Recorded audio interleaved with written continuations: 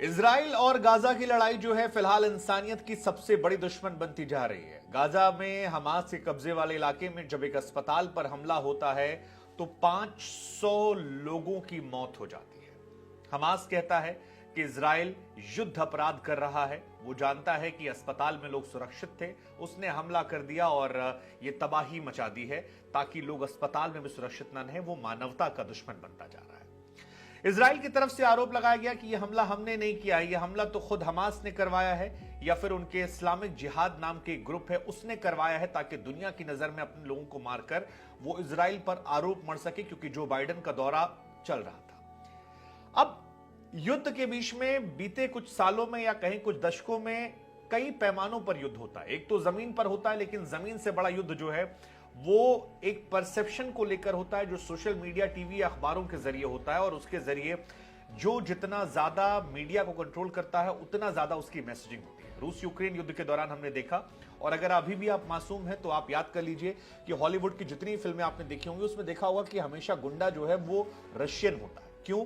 क्योंकि western media अंग्रेजी बोलता है, रशियन वाले अपनी भाषा बोलते हैं, उनकी भाषा हिंदी में नहीं पहुंचती है, लेकिन हमारे पास अंग्रेजी में जो भाषा पहुंचती है, हिंदी में डबिंग जो मूवीज आती है उसमें हमेशा हॉलीवुड का एक परसेप्शन होता है कि अमेरिका अपना हितों की लड़ता है, और ये कहानी साल दर साल, और इसी वजह से हर इंसान अपने अपने एजेंडे के हिसाब से इन खबरों को बिलीव करता है। हम पहले भी कह आए हैं कि गाजा और इजराइल की लड़ाई जो है वो ब्लैक एंड व्हाइट की तरह है, जिसमें आप लोगों को कितना भी समझाएंगे कौन सही कौन गलत, लोगों का एक नजरिया है और उस नजरिए से ही उस खबर को देखते हैं। लेकिन फिर भी हम एक कोशिश करते हैं आपको खबर के दोनों पहलुओं को समझाने की। अब ये जो हमला है ये रात को होता है, मंगलवार की रात को एक हमला होता है, एक रॉकेट आता है, एक अस्पताल में गिरता है जिसमें औरतें होती हैं, बच्चे होते हैं, और उसके बाद एक बड़ी तबाही देखने को मिलती है।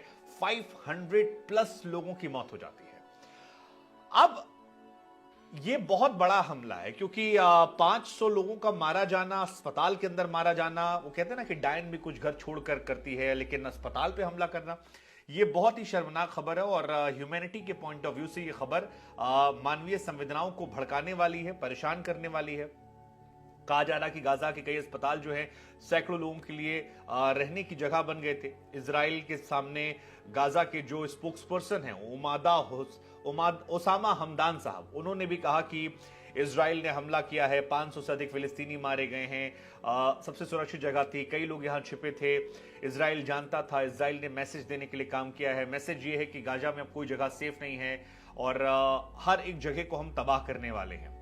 लेकिन इजराइल का इस खबर को लेकर वर्जन अलग है। वो कहते हैं कि हम इजराइल ने एक वीडियो जारी किया है और उस वीडियो के जरिए उसने यह आरोप लगाया है कि फिलिस्तीन संगठन इस्लामिक जिहाद यानी कि PIJ के लड़ाके जो हैं उस अस्पताल के पास से हमला कर रहे थे, लेकिन उनका एक रॉकेट जो है वो हमला करते वक्त उल्टा उन पर मिसफायर हो गया और उनके ही लोगों की मौत का कारण बन गया, जिसको हमने नहीं माना है। 2022 में भी हालांकि खबर ऐसी आई थी जब PIJ ने एक रॉकेट दागा था और 16 लोगों की मौत हो गई थी क्योंकि वो रॉकेट मिसफायर कर गया था। ये माना जाता है कि PIJ एक संगठन है जो हमास के बाद सबसे मजबूत संगठन है। दूसरा, उसके कई बार ऐसे रॉकेट होते हैं जो मिसफायर कर जाते हैं, लेकिन ये आरोप प्रत्यारोप, इसमें आप सच को जस्टिफाई आप नहीं कर सकते हैं, दोनों की बातें रख सकते हैं।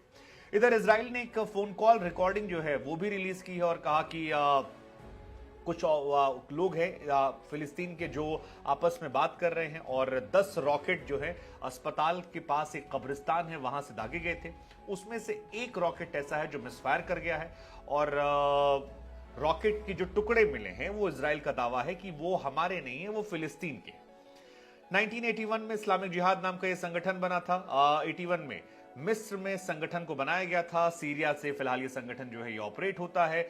Israel, America, European Union, Britain, Japan, इन सब ने इस संगठन को आतंकवादी संगठन घोषित कर रखा है और लगातार हमास के प्रवक्ता से पूछा गया कि आप लोग आरोप लगा रहे हैं, लेकिन इजराइल तो कह रहा है कि हमला हमने नहीं किया है, ये हमला PIJ की तरफ से किया गया है। सो उसमें उनका कहना था कि वो झूठ बोल रहा है, वो जानबूझकर ऐसा परसेप्शन बना रहे हैं। इससे पहले भी कई बार वो ऐसा कर चुके। एक जर्नलिस्ट थे अबू अकलाह, उनकी हत्या का जिक्र उन्होंने किया कि तब भी उसने डिनाई किया था। 2 दिन पहले साउथ लेबनान में भी हमला किया गया था, 2 जर्नलिस्ट की मौत हुई थी। सो इजराइल ऐसी हरकतें करता रहता है, ये हमास के स्पोक्स पर्सन की तरफ से दावा किया गया है। अब हमास को लेकर भी सवाल पूछा गया कि हमास ने जो हमला इजराइल पर किया था उसमें भी तो सैकड़ों हजारों लोगों की मौत हुई थी, क्या करना ठीक है? अगर ठीक है तो फिर यह हमला कैसे गलत है?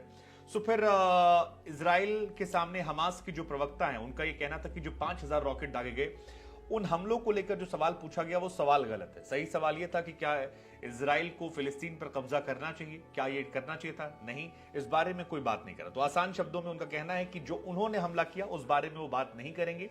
इस बात को वो इस बात से कवर कर रहे हैं कि क्या फिलिस्तीन पर इजराइल को कब्जा करना चाहिए था। आगे वो ये भी कवर करते हैं कि 75 साल से फिलिस्तीन की जमीन पर इजराइल ने कब्जा कर रखा है, हर दिन इलाके बढ़ रहा है, फिलिस्तीनियों का कत्ल हो रहा है, इस बारे में कोई बात नहीं कर रहा और इसी वजह से वो शोर बचाना चाहते थे ताकि मामला जो है आगे जाए, उन लोगों कानों तक खबर पहुंचे और इस मामले में लेकर उन्हें इंसाफ मिले। वो कहते हैं 6,000 से अधिक लोग हमारे जेल में पड़े हैं, कई सारे महिलाएं बच्चे। हमें लगा हम आपसे पूछ, हालांकि इंडिया में बहुत ईजी है ये गेस करना कि इजराइल और फिलिस्तीन की लड़ाई में कौन किसके साथ है। आप लोगों के नाम के हिसाब से बता सकते हैं कि कौन किसके साथ है और यही वजह है कि इजराइल और फिलिस्तीन दोनों दावा करते हैं कि इंडियंस उनके साथ है। जैसे कि इनके स्पोक्स पर्सन उसामा हमदान से पूछा गया कि कौन किसके साथ है, तो उन्होंने कहा कि इंडिया हमेशा फिलिस्तीन का सपोर्टर रहा है, इंडियन लोगों ने हमेशा फिलिस्तीनियों का साथ दिया है, हम चाहते हैं कि इंडिया इस बुरे वक्त में साथ दे, हमारे खिलाफ जो माहौल बना उसको लेकर खड़ा हो और ये तमाम चीजें निकल कर आई। हालांकि इंपॉर्टेंट ये है कि ह्यूमैनिटी बच जाए, मतलब इजराइल और फिलिस्तीन की लड़ाई में दुनिया बटी हुई है, वेस्टर्न कंट्रीज खुलकर साथ हैं इजराइल के और मुस्लिम कंट्रीज में कुछ कुछ देश खुलकर साथ हैं आपके फिलिस्तीन के।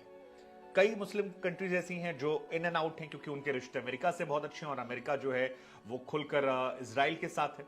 ऐसे में बिजली पानी बंद होना, बुरे हालात होना, अस्पताल पर हमला होना, अरब देशों का जिक्र होना, एक दूसरे के लोगों को बंधक बनाना, बहुत सारी चीजें हैं जो इस मामले को संवेदनशील बनाती हैं।